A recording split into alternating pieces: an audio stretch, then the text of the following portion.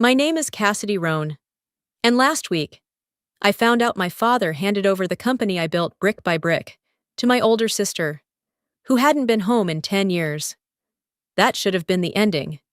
But this story didn't start with betrayal. It started with a promise. I was 8 years old when I first stepped onto a construction site. While most kids were learning multiplication, I was memorizing the sound of a laser level against poured concrete. My father, Mitchell Roan, didn't believe in babysitters. He brought me everywhere: client walkthroughs, blueprint reviews, budget breakdowns over diner coffee. He used to say, "Roan build doesn't run on concrete, it runs on grit, and you've got plenty." There was never a plan B. I knew I'd take over Roan build one day, so I made it my life's mission to deserve that. I graduated top of my class in civil engineering and turned down 3 lucrative offers in Chicago, Dallas, and San Diego. I came home to Minneapolis and walked into Roan build the following Monday. No champagne, no break. Just a stack of permit reviews and a blinking project tracker. For a decade, I lived for the company, redesigned our operations system, transitioned our data from paper to digital, streamlined contractor rotations, and personally negotiated our largest public works contract to date. We grew 40% in 3 years. But my name was never on the door. People called me relentless, efficient, loyal, but never irreplaceable. And that was my mistake. I don't know why I felt uneasy that Tuesday night. Maybe it was the way my mother's voice trembled when she texted, "Dinner at 7, important." The house smelled like rosemary and garlic when I stepped through the front door. That alone should have tipped me off. My mother only pulled out her signature chicken when we had guests. Or guilt. Harper was already there, barefoot in a flowing white dress, sipping wine like she'd never left. Her hair was pulled into a loose knot, her posture relaxed, like she belonged, like 10 years hadn't passed. "Cass!" she chirped, walking over with open arms. I let her hug me. Her perfume was different, lighter, floral, not the musky oils she used to wear when she left for Prague all those years ago. "You look very Minneapolis," she teased, eyeing my tailored blazer. I smiled tightly. "And you look very Harper." We sat. The dinner table looked the same as always, mahogany with 3 slightly uneven legs, patched with duct tape underneath. Dad had refused to replace it. "Still stands," he always said. But tonight, something felt off. Dinner began with the usual small talk. Harper's travels through Lisbon, Bali, some coastal town in Italy. She mentioned photographing a wedding in Tuscany and an artist retreat where she painted on linen stretched across olive trees. My mother hung on every word. "Must have been magical," Mom whispered, refilling her wine. I barely spoke, just chewed, swallowed, smiled when required. Then it came, halfway through dessert. Apple crisp. "Of course," Dad cleared his throat. "Starting Monday," he said. "Harper will be joining Roan build." I blinked. "Joining how?" "She'll be our new creative development director," he continued. "She'll lead rebranding efforts, presentation decks, website updates, social visuals. We need a modern face." I looked at Harper. She beamed, then shrugged, like it was no big deal. "That's great," I said slowly, willing my voice not to crack. "She has a natural eye for design," Dad added. "And clients love her energy." "Of course they do. 10 years of snow-covered job sites, of 5 o'clock a.m., planning calls, of fixing outdated project management systems. Gone. Just like that. Not replaced, but quietly reframed after dinner. I helped Mom with the dishes. The kitchen faucet leaked when turned left. Harper wouldn't know that. As I scrubbed the pie tin, she looked over and whispered, "You okay?" I nodded. "Of course." But my chest was tight. My hands trembled slightly beneath the suds, because I knew what had just happened. They didn't take anything away from me. But they'd already given something, without asking if I was done holding it. And Harper? She didn't steal the spotlight. They simply pointed it somewhere else. It started with a missing contract. I'd asked about the Everhaven file, the original draft with signed provisions and construction timelines. I'd built that project from scratch over 2 years. And we were weeks away from Phase 1. When I brought it up in a Monday meeting, Dad said flatly, "Already sent to legal, check the system copy." I did. There wasn't one. Which was odd. Dad never sent out original files without keeping a printed backup. It was one of his golden rules. Never trust a single system. So that afternoon, I went downstairs, not to panic, just to check. The archive room was colder than I remembered. Metal shelves, fluorescent buzz, the quiet hum of forgotten history. Ellen Crowley, our longtime office manager, glanced up from a file sorter. "Looking for something?" she asked gently. "Just cross-checking Everhaven documents." I lied. She nodded slowly and turned away. I moved quickly through the rows. 2009 zoning appeals, 2013 subcontractor audits, old invoices from suppliers we no longer used. I wasn't even sure what I was looking for anymore, but something pulled me deeper. Then I saw it. A black folder. No label. Tucked between a 2011 environmental impact study and a faded site plan for a parking garage we never built. Curious. I slid it out. The cover read, "Equity Transfer Agreement, Roan Build Infrastructure, April 17th. I opened it, and my stomach dropped. Page 1. 72% ownership transferred from Mitchell Roan to Harper Roan. 18% retained by Mitchell. 10% assigned to Elaine Roan. There was no mention of me, not even a footnote, not a clause, not a temporary holding. Stamped, notarized, filed, signed, legally binding. I read it again, then again. Surely, it was a draft, a working version, something meant to be revised. But every detail was final, permanent. My knees nearly buckled. I grabbed a shelf to steady myself. The cold metal felt warmer than my chest. My fingers were shaking. That's when I heard her behind me. "Ellen." She stood quietly, arms crossed, expression unreadable. "I was wondering when you'd find it," she said softly. "You knew," I whispered, still holding the document. She nodded. "Your father planned to tell you, once things settled." I let out a dry, bitter laugh. Settled? Or once it was too late to undo? Ellen didn't answer. I stared down at the folder again. It felt heavier than paper. I didn't tear it, didn't scream, didn't cry. I closed it gently, slid it into my bag, and walked out of the archive room like nothing had happened. Because if they'd already decided I was out, I needed to start deciding what I'd do next. I didn't sleep the night I found the file. The words, 72% ownership to Harper Roan, looped in my mind like a broken alarm. Not a dream, not a draft, a done deal. The next morning, I sent a message to my mother. "Dinner tonight? Everyone should be there." Her reply came within 5 minutes. "Of course. I'll make your favorite stew. Your father will be home by 6. I arrived at 6:00 p.m. sharp, black folder in hand. The same house, same red bricks, same porch swing that hadn't moved in years. But everything inside felt colder. Harper was setting the table, humming like she belonged. My father sat reading the paper, half glasses low on his nose. My mother was stirring the pot, apron already stained with tomato paste. I didn't greet them, didn't sit down. Instead, I placed the folder directly on the table and opened it. Silence.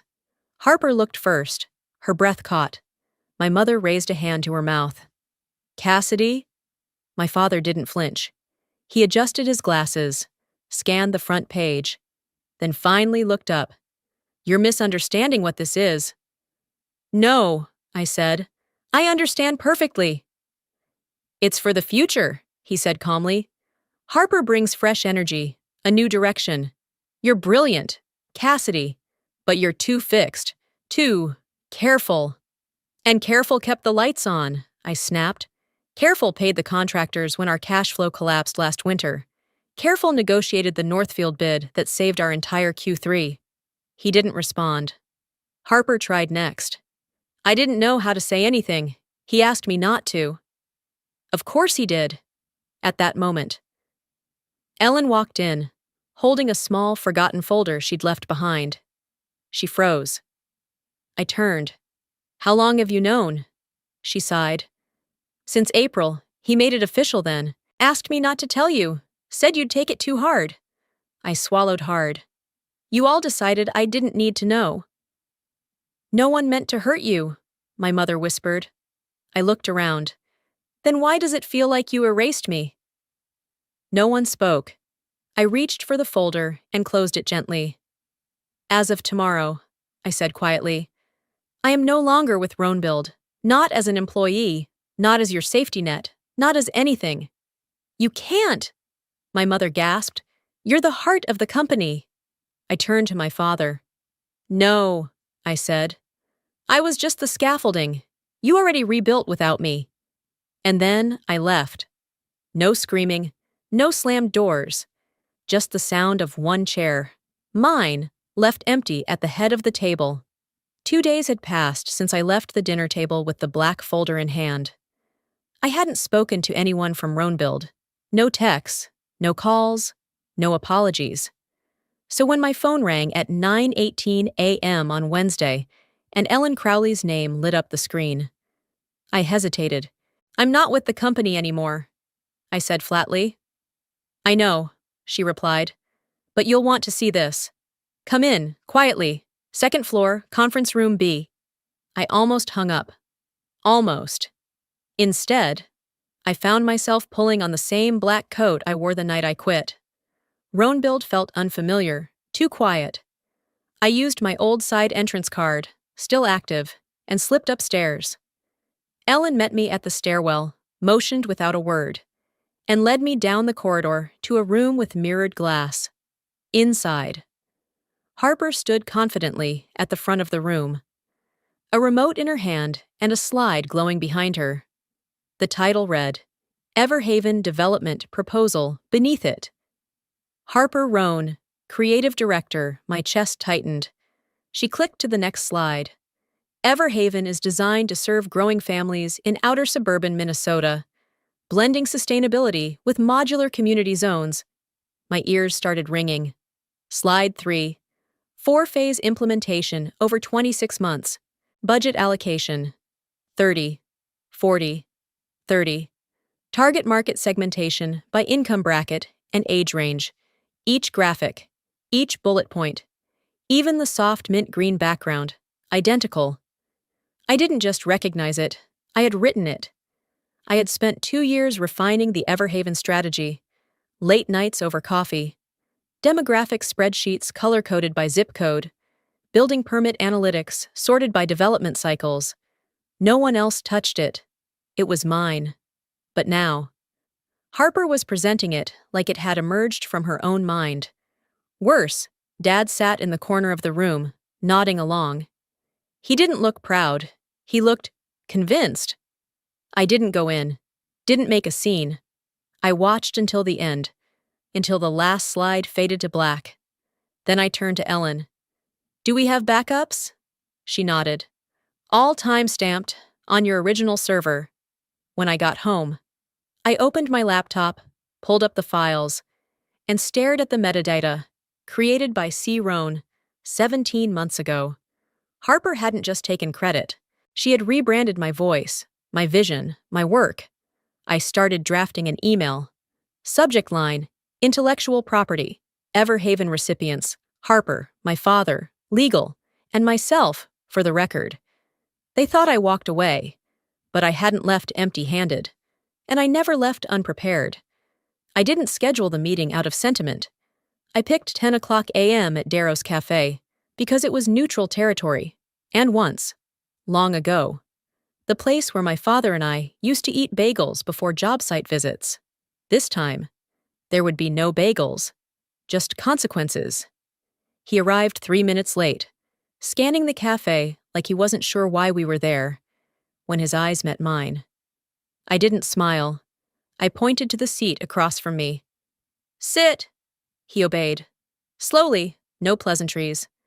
I pulled out my laptop and placed a silver USB beside it. "I'll make this quick," I said, opening 2 files side by side. Left screen, Everhaven, Project, Plan, Crone, Final, V3, timestamped 17 months ago. Author, C. Roan. Right screen, Everhaven, Pitch, Deck, HR Own. Same layout, same font, same phrasing, down to the budget split, the rollout phases, and the mint green accent. "I assume you've seen this," I said. He leaned forward slightly. "What's your point?" "My point," I said calmly, "is that Harper didn't create the Everhaven proposal.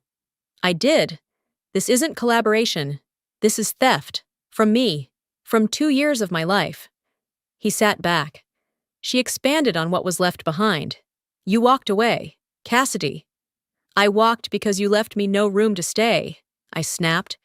"But I didn't surrender authorship, and I sure as hell didn't give permission for my work to be rebranded with her name." He looked away for the first time. I slid the USB across the table. "Everything's on there. Originals, timestamps, version history. If you don't respond within 48 hours, I'll be sending it to Northland's legal team. And after that, to every industry publication that still cares about integrity." He didn't touch the USB, just stared at it like it might bite. Finally, he spoke. "What do you want? Cassidy?" I paused. Let him sit in that question. "I want Harper's name removed from all project materials," I said. "I want an internal memo sent to the leadership team acknowledging the mistake. And I want it done in writing, before Friday." He scoffed. "You think you're in a position to issue demands?" "I'm not demanding," I said. "I'm offering a window." I stood, gathered my bag, and left the USB where it lay, at the door. I turned once more. "You taught me to never bluff with unfinished work, so know this. Dad, this is the most finished thing I've ever done." And then I walked out, not looking back. By the time 10 o'clock a.m. Friday rolled around, I hadn't received a single message, no calls, no emails, no attempt to respond, retract, or reason. They made their choice. I made mine. At 10:04 a.m., I opened my drafts folder and clicked Send. The email went out to Northland Developers Legal Counsel, project directors, and financial compliance team. The subject line was direct. Intellectual property violation. Everhaven materials attached were the original Everhaven files. Timestamps, metadata, and a concise note. For transparency, I was not credited, I was not consulted, I am the author. Nothing dramatic, no threats, just truth. At 3:42 p.m., I received Ellen's message. "Northland just pulled out, entire bid withdrawn. Harper left the building." I stared at the screen for a moment, unmoved. Then I closed my laptop. Everhaven wasn't just a $9 million project. It was the flagship, our future expansion. The crown jewel in every presentation deck for the next fiscal year. Its collapse wouldn't bankrupt Roanbuild overnight, but it would send a very public, very expensive message. Someone at the helm had no control. The irony? That someone was never supposed to be me. Yet I had been the one holding the wheel all along. By evening, I'd already heard the ripple effects through my back channels. Suppliers pausing contract negotiations. Subcontractors demanding new payment guarantees. One investor asking if Roanbuild's leadership had changed. Then, at 9:18 p.m., my mother called. "Cassidy," she whispered, voice brittle. "Your father hasn't said a word all day." I leaned against the kitchen counter and let the silence stretch. "Harper's locked herself in the guest room. She's not answering anyone. She hasn't eaten since yesterday." I didn't reply. "We know what we did," Mom continued. "We know how this looks, but please, are you really going to let everything fall apart like this? I closed my eyes. No, Mom. I'm just not going to be the one holding it up anymore. She hesitated. You always kept us together. I let out a quiet breath. Then maybe it's time you all learn how to stand without me. She didn't hang up, just stayed on the line, breathing softly, like she hoped silence could fix what words couldn't. After a long pause, she tried again. Cassidy, is there any chance you'd consider coming back? I answered slowly. You chose who you wanted to lead. You gave her the nameplate, the presentation stage, the equity. Now let her carry the weight, too. My voice didn't waver, not once. She started to cry, quietly, restrained, like she still didn't want anyone else in the house to hear. I didn't comfort her. I didn't say I'd think about it. I just ended the call. Then I poured myself a glass of water, sat by the window, and watched the lights flicker across the city skyline. For 10 years, I was the one patching holes in the boat, pretending it wasn't leaking. Now that it's sinking, I'm not diving in to plug it. Let it sink, or let them learn to swim. I thought the silence after Northland's withdrawal would last longer, but less than 24 hours later, my phone buzzed with a message I didn't expect. Not from my father, not from Ellen, from Harper. Cassidy, please, just one conversation. Anywhere you want. I stared at the screen for a while, letting the words settle. No commands, no assumptions, no hashtags, just a plea. I responded with one sentence. Tomorrow, 8 a.m., Marlowe's Cafe, back patio. It wasn't close to Roanbuild. It wasn't neutral ground. It was the cafe beside the first construction site I ever managed, the one that finished early, under budget, and launched my name in city council circles. A quiet reminder of who I was before they forgot. When I arrived, Harper was already seated. No makeup. Hair pulled back. A paper cup trembling slightly in her hands. She stood when she saw me. Thanks for coming. I didn't sit immediately. I watched her for a beat. The sparkle was gone. She looked like someone who had finally realized charm wasn't a leadership strategy. I'm not here for reconciliation, I said. So don't waste time. Harper nodded. I know, I needed to say it. I was wrong. She exhaled like she'd been holding that breath for weeks. You should have been the one running Roanbuild, from the beginning. I finally sat, not out of forgiveness, out of curiosity. My presentations looked good, but I didn't understand the back end. The contractors don't take me seriously. The budget team's in chaos. Investors are pulling out. I can't stop it. She paused, then added, softly, but maybe you can. I didn't blink. Why would I? Harper swallowed hard. Because people still trust you, and because, like it or not, this company still has your fingerprints all over it. I reached into my bag and unfolded a single sheet of paper. I placed it face down on the table. Flip it over, I said. She did. Her eyes scanned the list. 40% equity stake, voting seat on the board. Full operational control of Everhaven, veto power on all strategic decisions. Harper's face paled. That's intense. I leaned in slightly. So is losing $9 million and your last shot at credibility. She didn't argue. I stood up, calm as concrete. You have 48 hours. These aren't requests. They're the terms. She looked up. And if I say no? Then I suggest you learn how to explain collapse in pastel slides. I left without another word. For years, I showed up just to be heard. Now, they would have to listen or lose everything. It had been 43 hours since I handed Harper the list. Not 48. She didn't wait that long. Her assistant emailed me just after 7:15 a.m. The Roan family is prepared to meet today. Harold and Klein offices, 2 p.m. Prepared to meet, not ready to challenge. I arrived at 1:58 p.m. in a charcoal gray suit, hair pinned back, contract folder tucked under my arm like a blade. The receptionist led me to the conference room without small talk. No one offered coffee. It wasn't that kind of meeting. Inside sat Harper, pale but composed, my mother beside her, silent, hands folded in her lap. At the end of the table was Mitchell Roan, my father, reading a financial summary like he could will the numbers to behave. He didn't look up when I walked in. Harold, the family lawyer, greeted me neutrally. "Shall we begin?" No one answered. So I did. "I've brought a revised copy of the agreement," I said, sliding the folder forward. "Outlined per the terms we discussed." I opened it deliberately.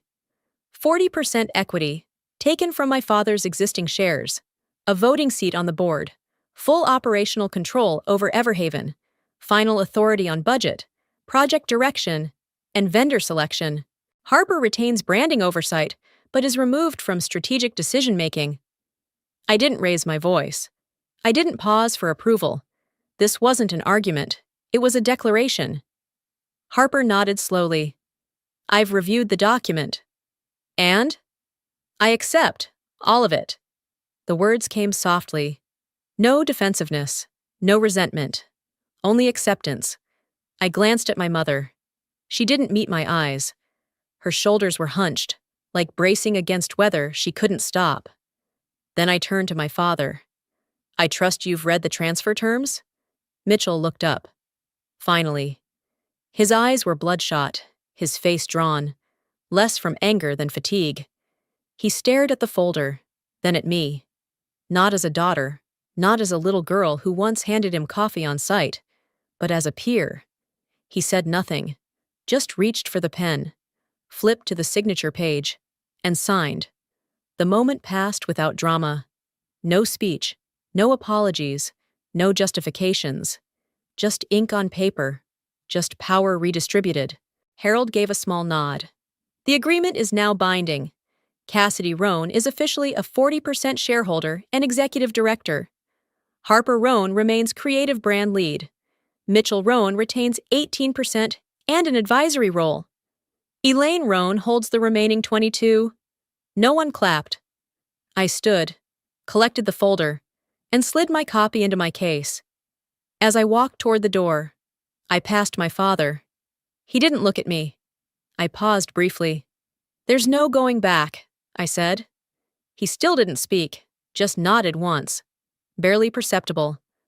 Outside. The air was cold and sharp. I exhaled into it. I had walked into that room, a former employee, a discarded daughter. I walked out as co-owner, as decision-maker, as the architect of a company that would no longer treat me as invisible. They didn't grant me this seat. I took it. And this time, I had the signature to prove it. 3 months had passed since I walked out of Harold's office with a signed agreement and a new title. But it wasn't the signature that changed everything. It was what came after. At Roanbuild. I didn't just reclaim a seat, I rebuilt the structure around it. The first thing I did was end the unpaid overtime culture. From now on, every hour worked would be logged, compensated, and protected. We implemented a transparent scheduling system, quarterly reviews based on data, and a zero-tolerance policy for vague authority. No more whisper networks. No more instinct-based decisions. If it wasn't documented, it didn't happen. I started holding 30-minute project meetings, sharp and focused. Employees no longer feared speaking up. We streamlined vendor bidding, digitized our archives, and rebuilt trust one contract at a time. And slowly, the company shifted from brittle tradition to structural clarity. My new office was nothing like my father's. Natural light spilled across the dark walnut desk. A single vine of pothos curled along the shelf behind me. On one side of the room, a framed print of Everhaven's first draft plan hung near the window, coffee stain and all. That stain came from a night I'd fallen asleep at my desk during the second design sprint. Using an empty coffee cup as a paperweight, I'd never cleaned it. I didn't want to. It reminded me that the work was real, that the vision had always been mine. One Thursday morning, just after 8:45 a.m., I received an email from Northland's lead project officer. Subject: Reopening Everhaven Discussion, Body. We're open to renegotiating. On one condition, Cassidy Roan leads. I printed it without hesitation and pinned it to the team strategy board. No dramatic speech, just quiet confirmation. The industry remembered who actually built the blueprint. There was a short pause in the room. Then applause, not for show, not for ego, but because something had been restored. Accountability. And maybe something like justice. Later that week, Ellen knocked gently on my door and handed me a thick brown envelope. "He dropped it off this morning," she said. "Didn't say anything." Inside was a folded piece of old sketch paper, smudged at the edges. The lines were uneven, drawn by a 15-year-old version of me. A tiny house with a chimney, a tree out front. Above the door, "Roan home." On the back, a short note in shaky handwriting. "You were always the builder." I was just too blind to see it. Dad. I didn't cry. I didn't say anything at all. I walked to the wall, took down the Everhaven print, and reframed both sketches side by side. The present and the past, layered, not erased. Then I placed my hand gently on the glass. Not in anger, not even in forgiveness, just in peace. Because I didn't win by tearing anyone down. I won by staying whole, by building when no one believed I could. And if you felt something while walking this journey with me, let me know. Leave a comment. Tell me what you've had to fight for and what you're still rebuilding. And if you want more stories like this, quiet battles, hard-won victories, real foundations, go ahead and like, share, or hit subscribe. I'll be here, still building.